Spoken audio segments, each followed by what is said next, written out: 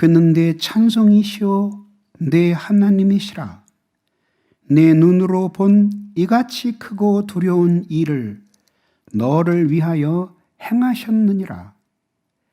애굽에 내려간 내 조상들이 겨우 70인이었으나 이제는 내 하나님 여호와께서 너를 하늘의 별같이 많게 하셨느니라.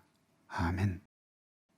오늘 본문은 하나님이 찬송받으실 분임을 두 가지 이유로 설명합니다. 첫째는 큰 일을 행하셨기 때문입니다. 21절 하반절은 이렇게 말합니다. 내 눈으로 본 바와 같이 크고 두려운 일을 너를 위하여 행하셨느니라고 말합니다. 큰 일은 누구나 쉽게 할 수 없는 굉장한 일을 의미합니다. 두려운 일이라고 하는 것은 그 일의 의미가 매우 심각하여 그 일을 행하신 하나님을 경외하게 한다는 의미입니다. 크고 두려운 일은 결국 이스라엘을 위한 전능하신 하나님의 구원 행동이었습니다. 이는 이스라엘을 선택하고 인도하고 보호하신 것에서 나타납니다. 더욱이 젖과 꿀이 흐르는 땅을 그들에게 유업으로 주신 것에서 극명하게 드러납니다. 무엇보다도 저 멀리 아브라함과 그들의 조상을 선택하셨습니다. 이것은 그들의 공로가 아니었습니다. 그들은 아무 공로 없었지만 하나님의 넘치는 사랑으로 그들과 언약을 맺으셨고 그들을 기뻐하셨고 사랑하셨습니다. 이것이 하나님의 큰 일이었습니다. 어디 이뿐이겠습니까? 그들이 큰 민족을 이루게 되었을 때 그들은 애굽의 바로의 압제 아래서 노예살이를 하고 있었습니다. 그런데 하나님이 그 바로를 꺾으시고 이스라엘 백성을 애굽 땅에서 구원해 내셨습니다. 열대 재앙으로 애굽 땅을 쓸어버리시고 이스라엘은 보호하셨으며 홍해를 건너 마른 땅같이 지나게 하셨습니다. 그리고 가나안 땅에 이르기까지 인도하셨습니다. 그들은 광야에서 조상들도 경험해 보지 못한 방식으로 양식을 공급받았으니 매일 이른 아침 내리는 만나였습니다. 그 만나로 그 많은 백성들을 먹이시고 구름 기둥과 불 기둥으로 그들을 보호해 주셨습니다.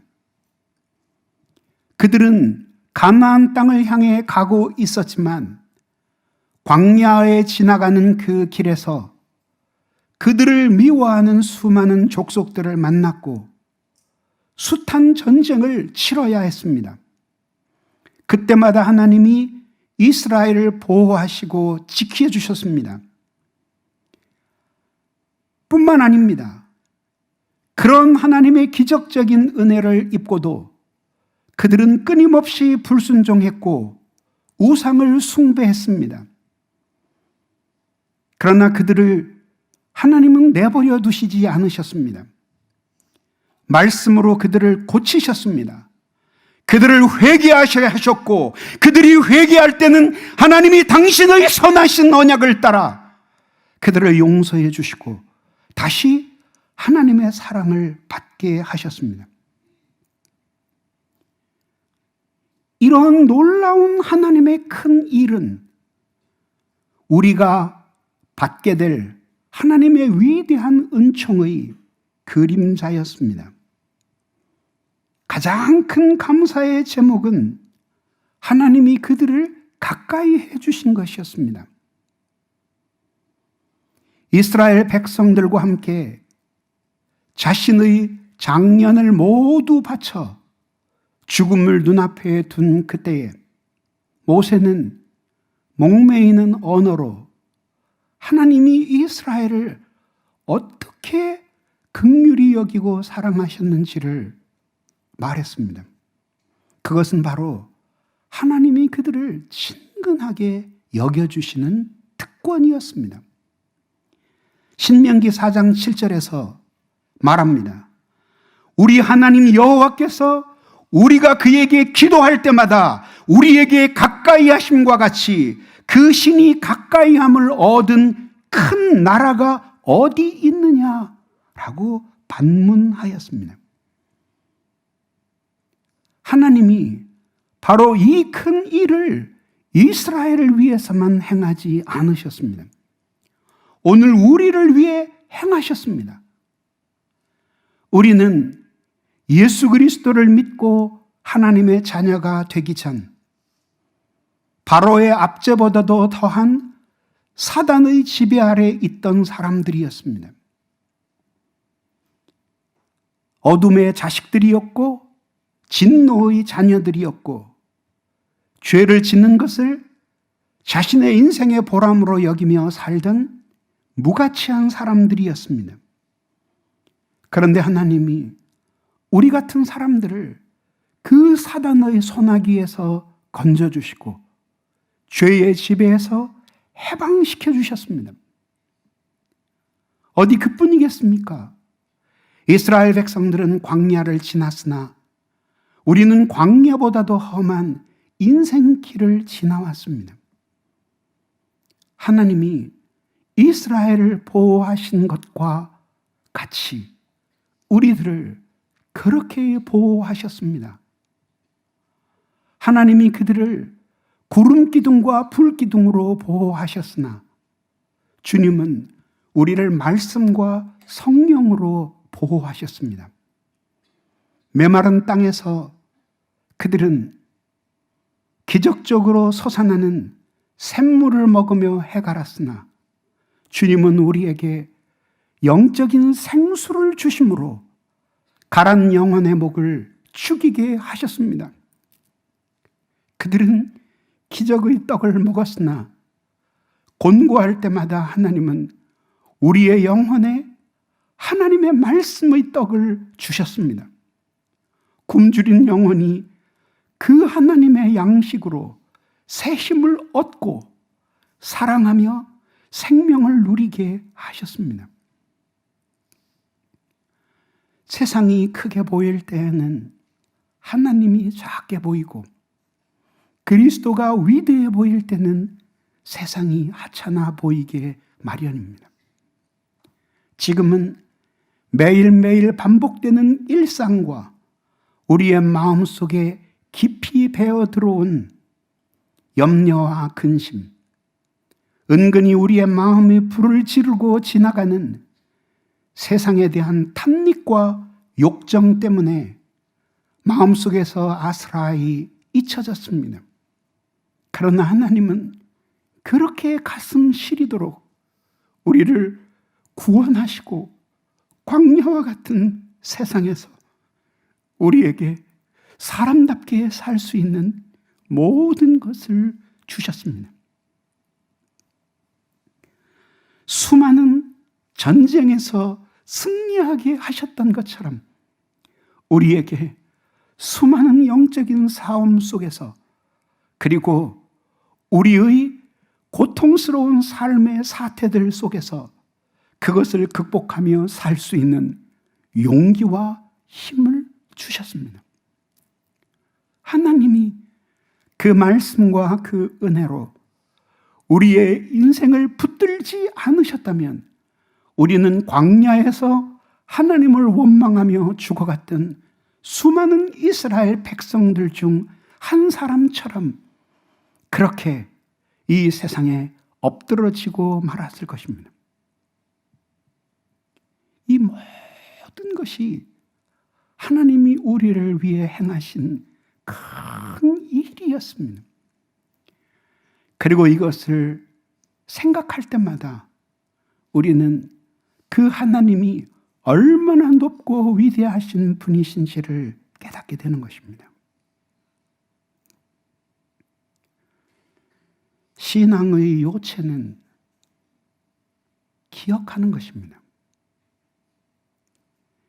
이전에 자신의 인생에서 일어났던 위대한 하나님의 일을 회상하면서 그것에 감동을 받고 그 높고 크신 하나님을 경외하는 것입니다. 여기에서 엄혹한 현실을 헤치고 나아갈 수 있는 용기가 생겨나고 미래에 어떤 일이 일어날지라도 우리를 그리스도 예수 안에 있는 하나님의 사랑에서 끊을 수 없다는 불붙는 확신을 갖게 되는 것입니다. 바로 우리는 그렇게 광야에 엎드려서 죽어갔던 그 모든 불신한 이스라엘 백성들과 같이 살게 하기 위해서 우리를 애굽과 같은 세상에서 건져내신 것이 아닙니다. 오히려 그 하나님이 우리를 위해 행하신 위대한 큰 일을 기억하며 현실을 등이 감당하며 하나님의 경륜을 따라 살도록 우리를 구원해 주신 것입니다. 자신을 다 드리는 인생을 산 후 순교의 종소리가 들려오는 인생의 황혼에서 위대한 사도 바울은 항상 회상하는 것이 있었습니다. 자기가 핍박자요 포행자이던 시절에 그리스도께서 자기를 충성되이 여기셔서 구원의 일꾼으로 삼으신 것입니다.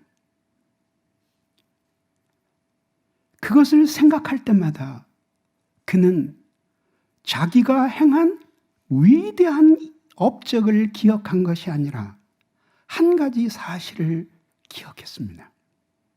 내가 죄인 중에 괴수로라고 말입니다.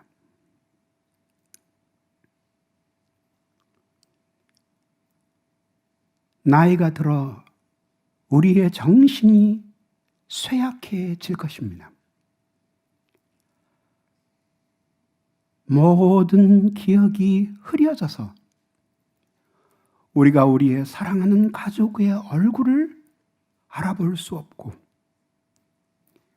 나의 이름을 기억하지 못하는 때가 온다고 할지라도 두 가지 사실은 기억하게 해달라고 기도합니다.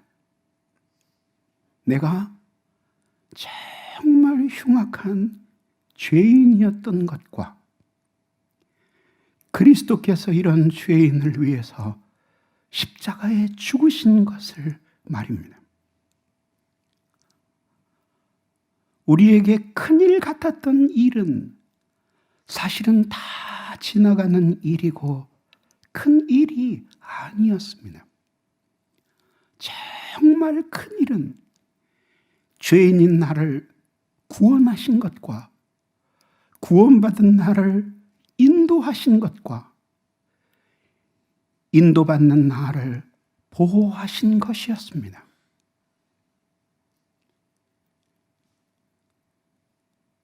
하나님의 그 가슴 저미는 사랑으로 이제껏 살아왔습니다.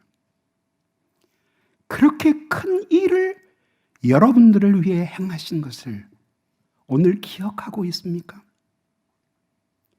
모두 사라지는 것들입니다. 하나님 앞에 마음을 오롯이 하십시오. 그리고 이제부터 여러분들을 위해 하나님이 이전에 행하셨던 그 큰 일을 기억하십시오. 하나님은 하늘 높이 떠 있는 태양과 같으신 분입니다. 이 땅에서 인간들이 그 그 태양에 관심을 갖던, 관심을 갖지 않던, 혹은 지나가는 미친 개가 태양을 보고 짖던 말던, 태양은 언제나 거기에 변함없이 빛납니다. 마찬가지로 인간이 하나님을 찬송하는 것은 하나님을 위해서가 아닙니다. 하나님은 우리 같은 사람들의 찬송을 받으신다고 하나님이 하나님 되시는 것이 아닙니다. 모든 사람이 하나님을 멸시해도 하나님은 홀로 영광스러운 분이십니다. 우리가 찬송하는 내용 중 하나님이 모르고 계신 것이 어디에 있겠습니까? 그런데도 하나님이 우리에게 당신을 찬송하라고 하시는 이유는 당신을 위해서가 아니라 우리를 위해서입니다. 우리의 마음이 얼마나 쉽게 부패하고 하나님께 붙어 있지 못하는지를 아시기 때문입니다. 여러분 모두 현실에서 잠시 눈을 떼고 내가 직면한 모든 일들은 이래도 좋고 저래도 좋은 일이다 라고 통큰 생각을 가지십시오. 그리고 눈을 들어 하나님을 바라보십시오. 내 인생이 어디에서 출발해서 어디를 지나 어디를 향하고 있는지 물어보시기 바랍니다. 그리고 주님이 여러분들의 인생에 지난 날 행하신 큰 일이 무엇인지를 회고하십시오. 가슴 깊이 벅차오르는 감격으로 하나님을 찬송하게 될 때까지 말입니다. 그렇게 하나님을 찬송하게 된다면 이제 여러분들이 이 복잡한 세상에서 어떻게 이 어두운 세상을 뚫고 빛으로 나아가며 살 수 있는지를 알게 될 것입니다. 큰 일을 행하신 하나님을 찬송하며 사는 여러분들이 되기를 바랍니다. 마지막 두 번째는 번성하게 하신 것입니다. 22절은 말합니다. 애굽으로 내려간 네 조상들이 겨우 70인이었으나 이제는 내 하나님 여호와께서 너를 하늘의 별같이 많게 하셨느니라고 하였습니다. 요셉이 애굽에 팔려갔습니다. 하나님과 동행했습니다. 국무총리가 되었습니다. 천하의 기근이 닥쳤습니다.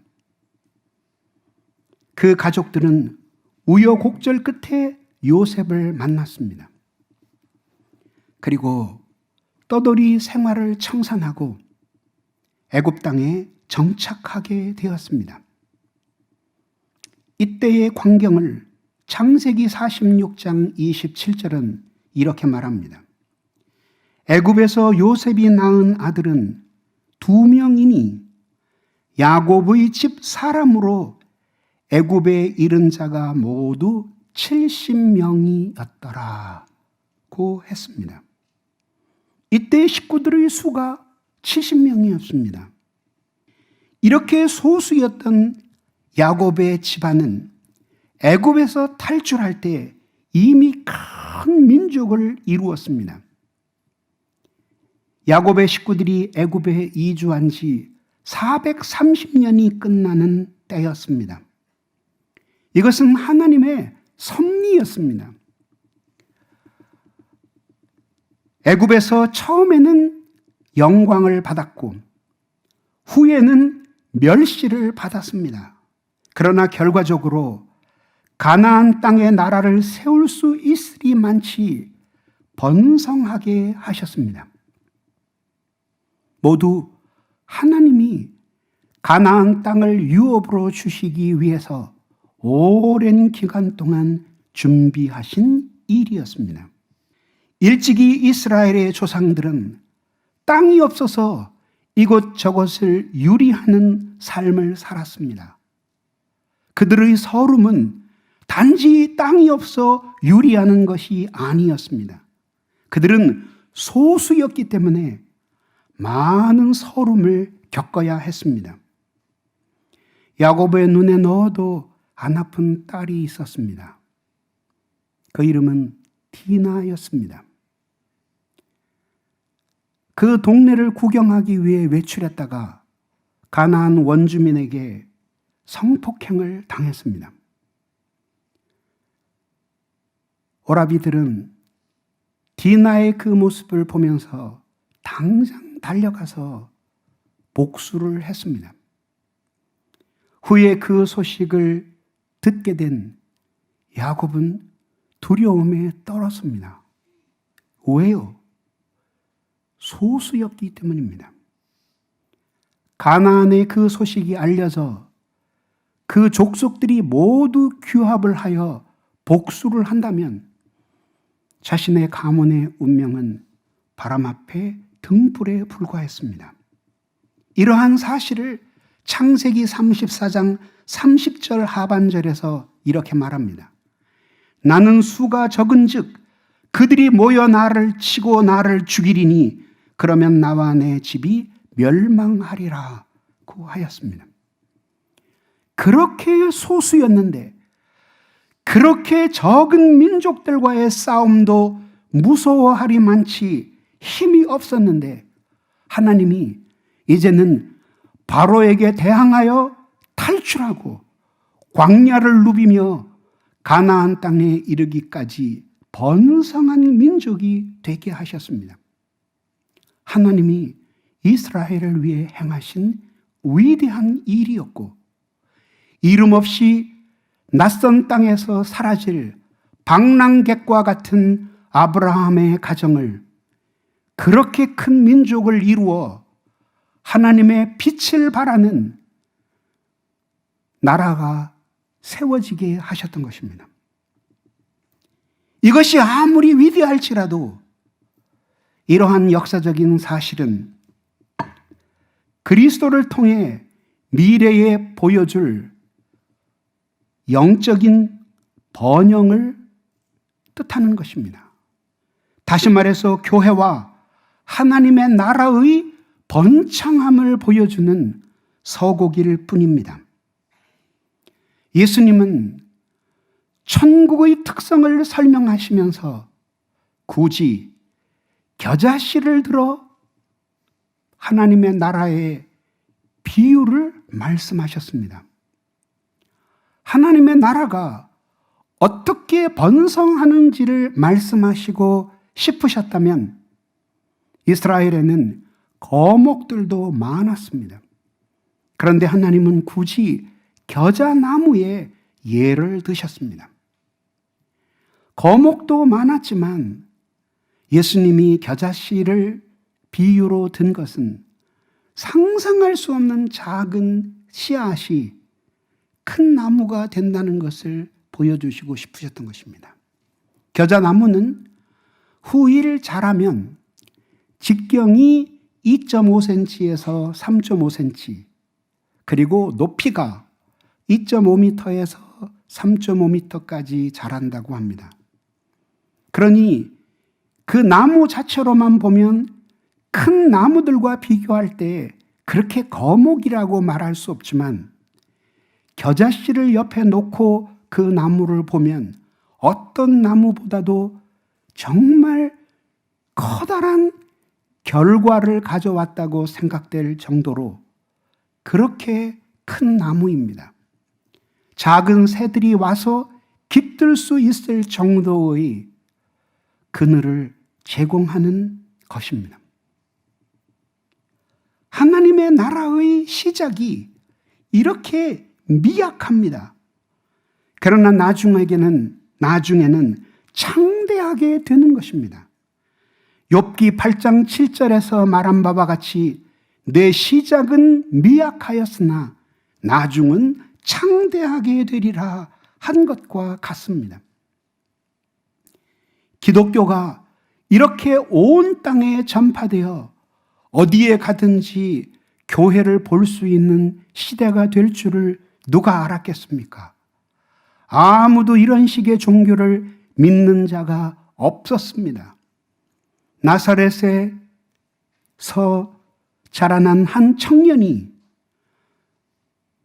하나님의 말씀을 전하다가 강도들과 함께 십자가에 못 박혔을 때에 그것으로서 그 젊은이의 인생은 끝나는 줄을 알았고, 그가 가르치고 영향을 미쳤던 모든 가르침도 수명이 다했을 것이라고 생각했습니다. 그러나 예수 그리스도는 하나의 씨앗이었습니다. 그분이 죽으시자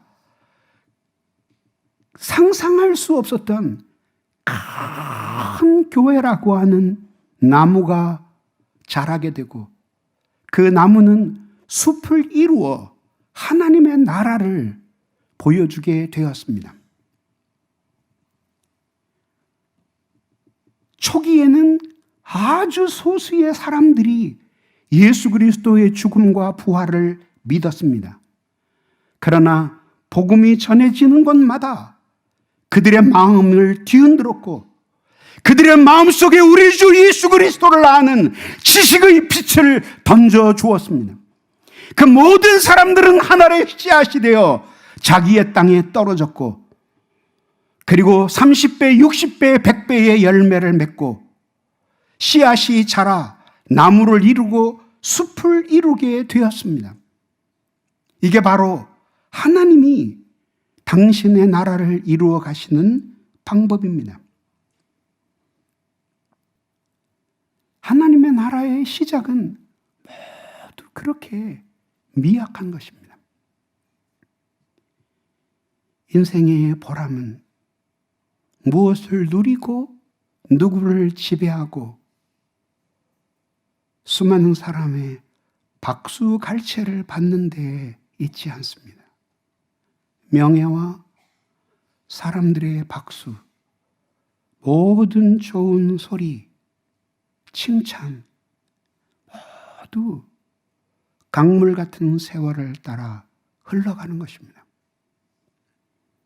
우리는 썩어질 것들을 위해 다시 태어난 사람들이 아닙니다. 영원한 생명을 위해 살도록 태어났습니다.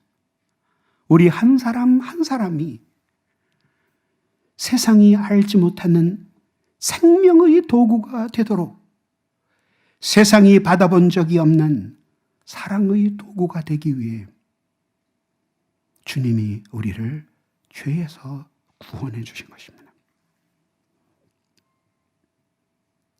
우리의 인생의 가장 큰 보람은 하나님이 우리를 당신의 나라를 위해 사용하시는 것입니다. 그래서 우리가 연약할지라도 하나님의 손에 붙들려 하나님의 나라를 위해 쓰임 받는 것입니다. 잠시 있다 사라지는 불 끝에 매달린 이슬 같은 존재가 인간입니다. 그런 인간은 참으로 허무하기 짝이 없는 아무것도 아닌 존재이지만, 그러나 그런 존재가 하나님의 경륜을 이루면서 산다고 생각해 보십시오. 아무것도 두려워하지 아니하고 잠시 머무는 이 세상에서 하나님의 영광을 위해 산다고 생각해 보십시오. 어찌 그 하나님을 찬송하지 않을 수 있겠습니까?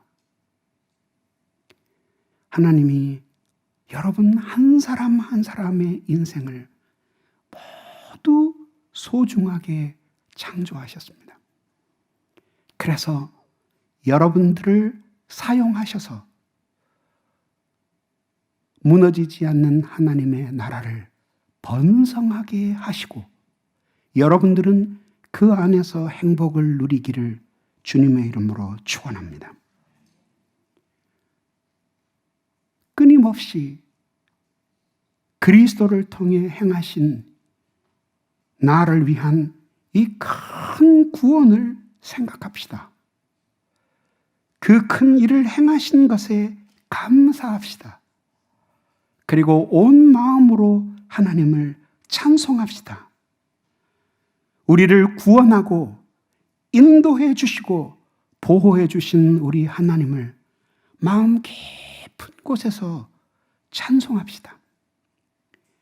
시작은 미약하였으나 번성하게 해 주시는 하나님을 찬송합시다. 여러분 모두 이렇게 고귀하게 하나님 앞에 쓰임받는 아름다운 인생을 살기를 예수님 이름으로 축원합니다. 기도하겠습니다. 사랑이 많으신 하나님 감사합니다. 미천한 저희들을 사랑해 주시고 오늘도 불러주시니 감사합니다. 하나님 아버지, 우리를 위해 크고 위대한 일을 행하셨습니다. 그런데도 우리가 하나님의 그 뜻을 모르고 마음대로 스스로 자행자지하였던 것을 용서해 주시옵소서. 아버지 하나님, 오늘 이 시간 저희들을 하나님의 능력으로 붙들어 주셔서 아버지의 사랑으로 새롭게 해 주시옵소서. 전능하신 하나님의 큰 능력으로 우리를 붙드시고 우리에게 자비를 베풀어 주시옵소서. 온 마음과 뜻을 다해 하나님 의지하고 사랑할 수 있도록 새 힘을 주시고 저희들을 도와주시옵소서. 우리와 같이 미약한 사람들을 사용하셔서 당신의 나라를 이루시고 아버지 하나님의 뜻을 성취하시옵소서. 주님의 이름으로 기도하나이다.